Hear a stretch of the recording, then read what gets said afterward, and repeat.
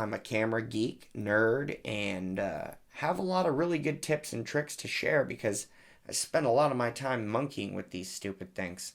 So, and that being said, and I think I can offer you some value here in this video. If you are looking to purchase a camera that is a capable photography and videography camera, this is the video for you. I'm going to make 4 recommendations for good solid options for cameras that can shoot both photo and video exceptionally well. Fair enough.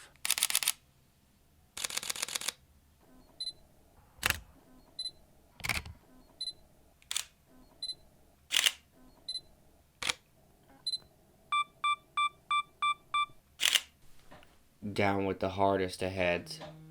Alright, we're in good shape here, people. Welcome to the channel. My name's Timmy J. This is Hot Pixel. Thank you for joining today. My soul thoroughly appreciates all of your souls. In this video, I'm going to make 4 solid recommendations to those individuals that are looking to get themselves a hybrid camera. A camera that can shoot both photo and video well. These cameras are in no particular order. One of these cameras may suit your needs better than another, depending on the type of subject matter that you plan on primarily capturing.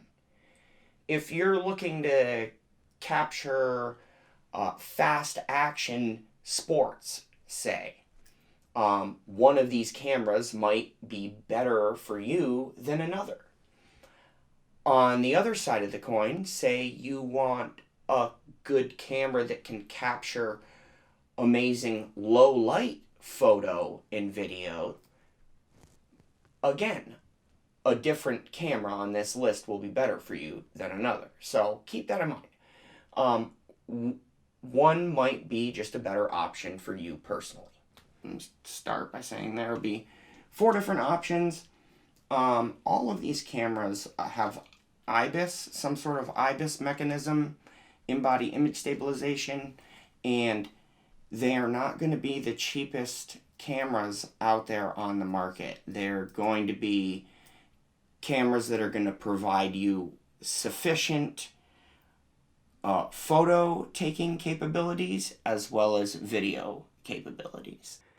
In this video, I'm also going to, as I talk about these cameras and the recommendations for them, I will also give a recommendation for a first lens option. You'll probably want to invest in some better glass in the near future, but these are very good starter option lenses. And of course, you can go with whatever you want. This is just a recommendation. So this Panasonic G9 is first up. This is a micro four thirds size sensor. I believe it's 20.3 megapixel. Really, as far as micro four thirds cameras go, it's kind of large, but one of my favorite things about this camera is the ergonomics, how it feels in the hand, the button placement, the menu system is a real treat. I love Panasonic. I know people hate on Panasonic because of the autofocus. And to those people I say, you're right, it's not the greatest autofocus. However, I usually try and shoot in manual focus on these Panasonic cameras as much as I can. But I really think the autofocus is not that bad. It's fairly usable.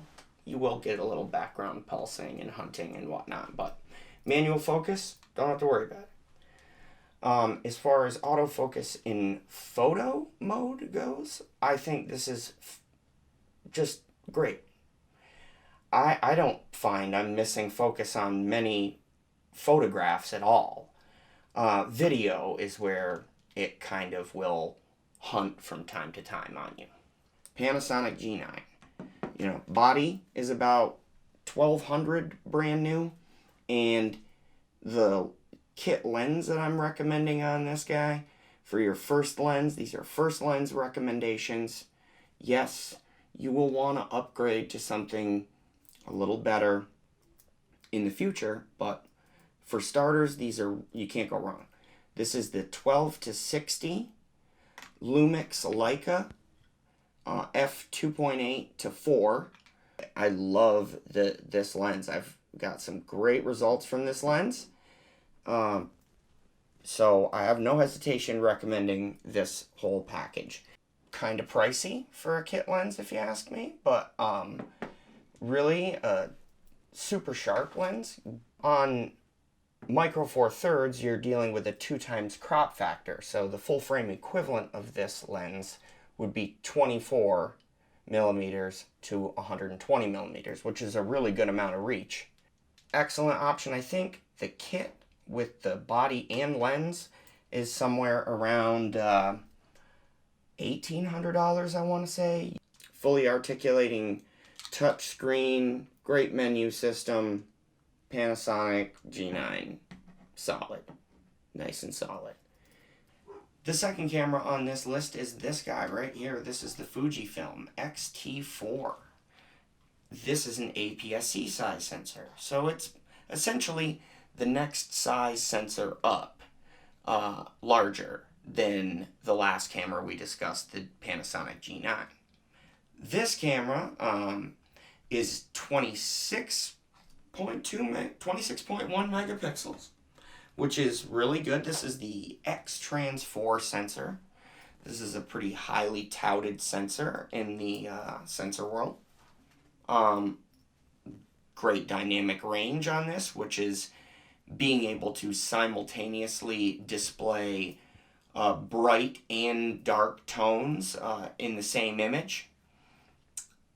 I've noticed great dynamic range on it, and this camera's a lot of fun to use, I would say.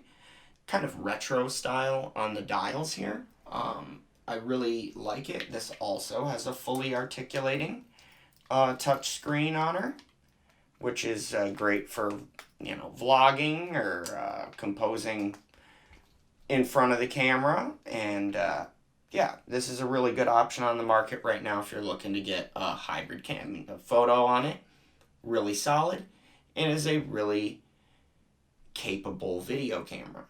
What this is here on it is the kit lens, if you will. One of them, this is the 16 to 80 millimeter f4, and this lens is, I've heard there are two camps on this lens. Some folks don't believe that it's a bright enough lens, or the aperture won't let enough light in on this lens, and the other camp claims that this is one of the best lenses that Fujifilm make.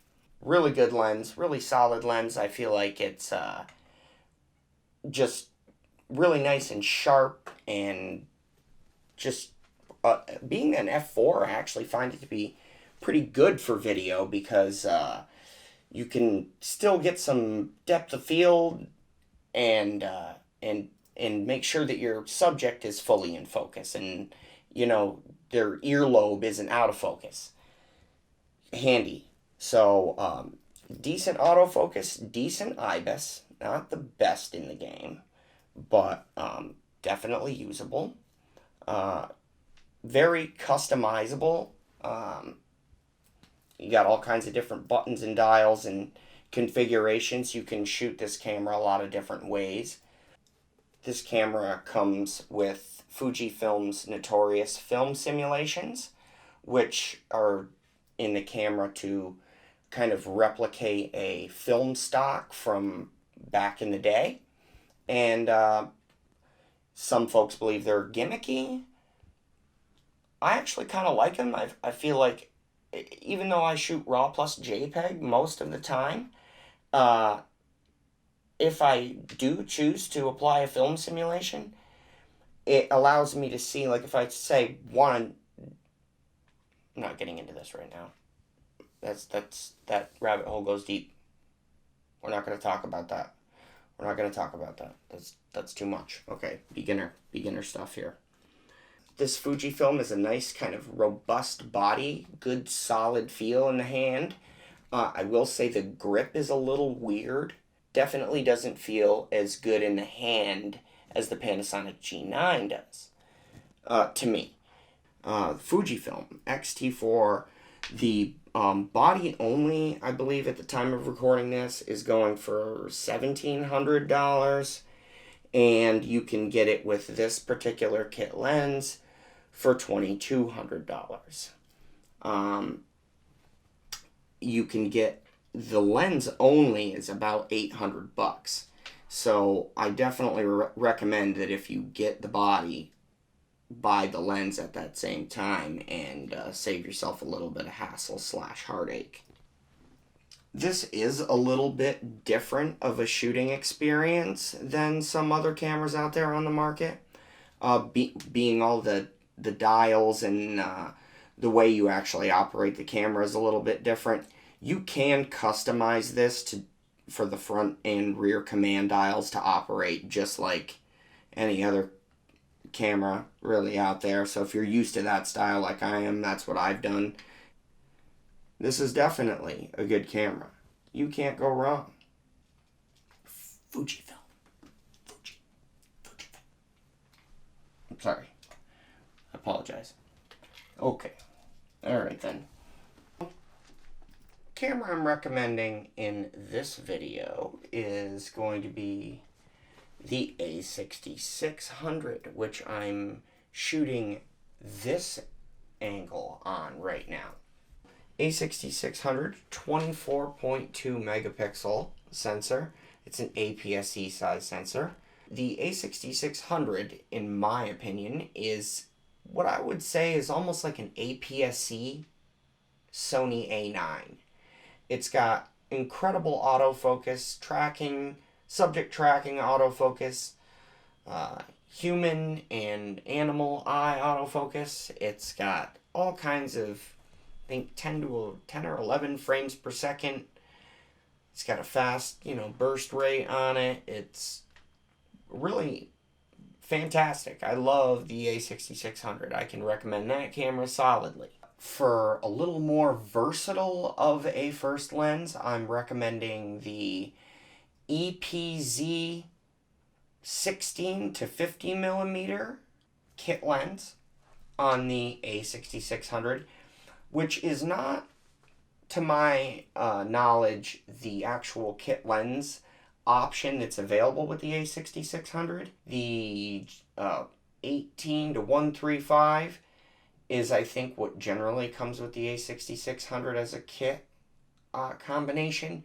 But in my case, I did not get the camera and the kit lens together, so I haven't used the 18 to 135, so I can't speak to how good it is, but I can tell you that I've used the 16 to 50 millimeter EPZ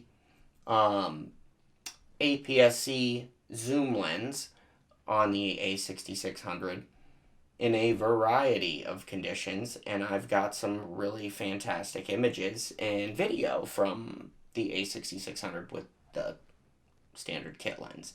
It's about $1,400 for the body only. It is about $300, I believe, for the kit lens. The 16 to 50 millimeter is the full frame equivalent to a 24 to 75.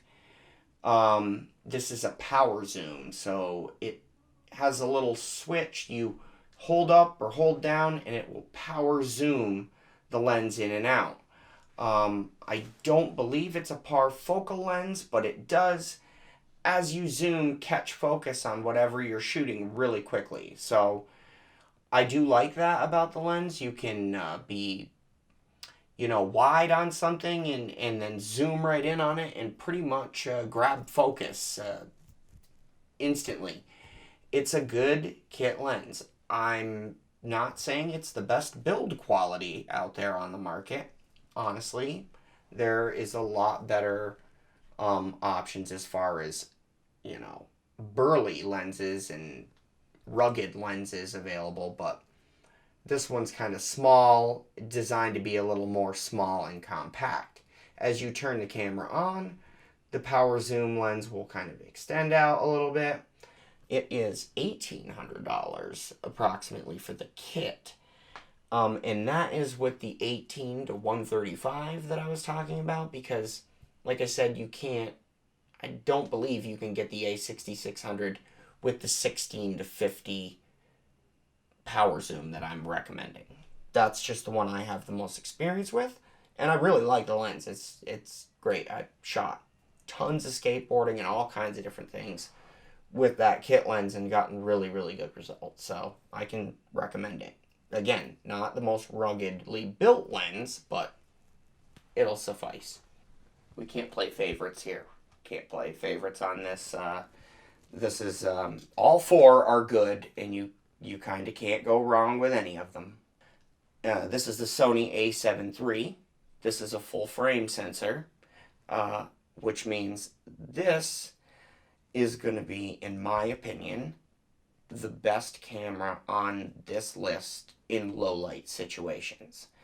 If you're looking to shoot photographs of the stars, if you're looking to just take nightscape type images, or be able to shoot in just relatively low light conditions at any given time when the lighting's not great and still get reasonably usable results, the A7 III is going to be the best option for you on this list. I love this thing. It's 24 megapixel, provides really, really nice photos, great videos, 4K video, 24p, 30p, and good 1080p. Really not bad. The major drawback of this camera for me is the no flip screen. I love the flip screen. I want the flip screen. If the A7 III had a flip screen, that would be just great. Here it is the kit lens on it, which is the 28 to 70, 3.5 to 5.6 OSS. Steady shot. Kit lens, this, I don't know, is a great first lens, but if you're going to be spending all the money on this camera body, you're probably going to want to get some better glass than this. But this is a good walk around lens. I've got some good photos off of this kit lens. Just because something's a kit lens doesn't mean you can't get great photos from it. Anywho, I digress. It's not fantastic, and it's definitely not garbage. It's fairly sharp, and it will get you out the door.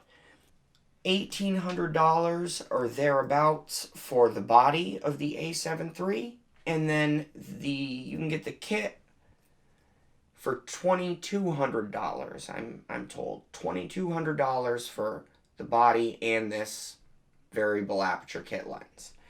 The lens by itself is $400, so it's a beast. It's a powerhouse. So anywho, the full frame sensor on this camera will provide you with the ability to get a shallower depth of field with your shot, as opposed to, say, the Micro Four Thirds or APS-C sensor cameras on this list as well. You can achieve shallow depth of field and isolate your subject with APS-C and Micro Four Thirds size sensor cameras. You can, but to do it on a full frame camera is just so much easier. The camera does everything for you. It's great for various different creative looks or portraits where you really want your subject to pop off of the background and the background to be blurred to oblivion. Full frame, Sony A7 III. This is a great portraiture option to get started with. This is a great astro camera. Yeah. When I started shooting astrophotography and getting really serious about it, this A7 III has given me my best shots by far of any camera I own. And this is a fantastic low light camera. This thing really just is a beast in the dark. Really good option for getting into photography and videography. All of these cameras on this list you can't really go wrong with, I would say. I'm pleased with the results that I'm getting from all of them. The lens ecosystem available for whatever camera you're looking to purchase into, camera mount system that you're looking to purchase into, do a little research on what lenses are available and the type of content you're looking to create. Do they make lenses that are good for that type of content?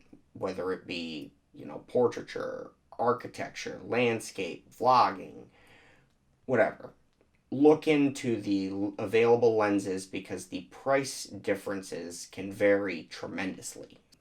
On this channel, we'll be talking about techniques, we'll be talking about gear, recommendations and whatnot, but it's going to be a lot of gear recommendations, different tricks, tips, tutorials. I might show, I'm into long exposure photography, night photography, low light photography. That's the kind of stuff I personally like to shoot. Also like to shoot portraits, landscape. I like to shoot all kinds of different things. I don't like to pigeonhole myself into one genre of photography or videography. So I kind of am hoping on this channel that I can display a little bit of a wide variety of subject matter. So thank you so much for joining today. I'm Timmy J. This has been Hot Pixel. Like and subscribe, please. Help me get this channel off the ground. And there'll be a lot more content to come. I'm going to be trying to cook it up as quick as possible. I've got a lot of different ideas for different videos to shell out. I just got to simply get the time to shoot them. My good people of the world, perseverance.